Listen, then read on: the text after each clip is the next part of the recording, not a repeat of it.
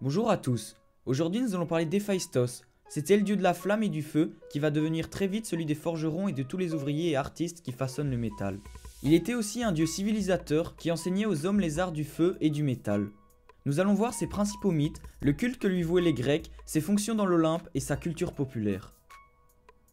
Dans la mythologie grecque, Héphaïstos était le dieu du feu, de la forge, de la métallurgie et des volcans, mais il était d'abord un inventeur divin et un créateur d'objets magiques. Il était le fils d'Héra seul. Il était souvent représenté comme un homme boiteux à la carrure imposante et aux bras puissants dans un équipement de forgeron. Il était assimilé par les Romains au dieu Vulcain. Ses attributs étaient le marteau, l'enclume, la pince et le volcan. Comme la plupart des autres dieux, Héphaïstos eut aussi une naissance assez insolite. En effet, Héra, jalouse de Zeus qui avait conçu seule Athéna, enfanta Héphaïstos seul. Mais honteuse de la difformité de son fils, Héra le précipita dans la mer où il est recueilli par la Néréide Thétis. La déesse l'éduqua et le garda auprès d'elle dans une grotte sous-marine où il installa sa première forge. Il fabriqua toutes sortes d'objets et de bijoux merveilleux. C'était également là qu'il apprit l'art de la forge. 9 ans plus tard, Héphaïstos voulut se venger de sa mère. Il fabriqua alors un trône d'or qui possédait un dispositif secret et l'envoya dans l'Olympe en guise de présent. Ce trône était destiné à piéger sa mère et à ainsi se venger de son rejet. En effet, toute personne qui s'installait sur ce siège restait attachée dessus et ne pouvait s'en aller. Héra s'y installa imprudemment et se trouva immobilisée sans que nul ne sache comment la délivrer. Les dieux confièrent d'abord à Arès le soin d'aller chercher Héphaïstos, mais en vain. Ce fut Dionysos qui sut gagner sa confiance et l'amena complètement saoul, avachi sur un âne. On raconta qu'Héra, pour se faire pardonner mais aussi pour profiter de son industrieux fils, lui installa une forge dans l'Olympe même. Héphaïstos s'était à ce point réconcilié avec sa mère que plus tard il eut l'audace de reprocher à Zeus en personne de l'avoir jeté de l'Olympe quand il fut né.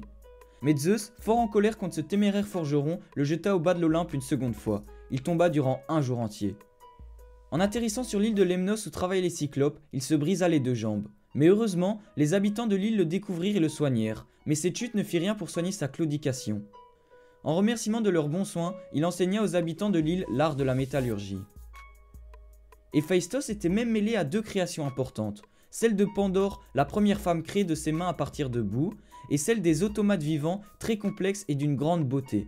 C'était un inventeur de génie qui découvrit l'art de travailler le cuivre, le fer, le bronze, l'argent et l'or, et un artisan hors pair qui forgea avec l'aide des cyclopes la plupart des objets magiques utilisés par les dieux et les déesses, comme par exemple la cunée, la foudre de Zeus, le trident de Poséidon, les flèches d'Artémis et d'Apollon, les chaînes de Prométhée et les armes d'Achille.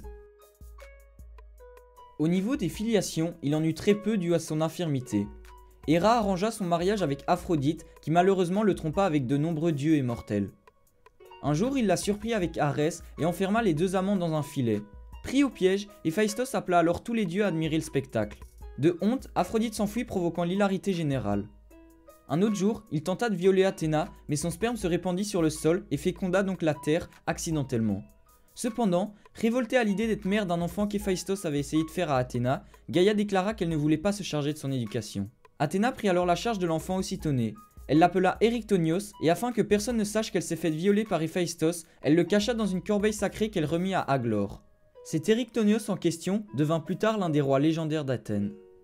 Heureusement pour Héphaïstos, il eut plus de bonheur avec une des Charites, Aglaé, qu'il aima d'un amour sincère et qui lui donna plusieurs filles qui apparaissaient dans les chants orphiques. Contrairement aux autres dieux de l'Olympe, il possédait peu de temples consacrés entièrement à lui.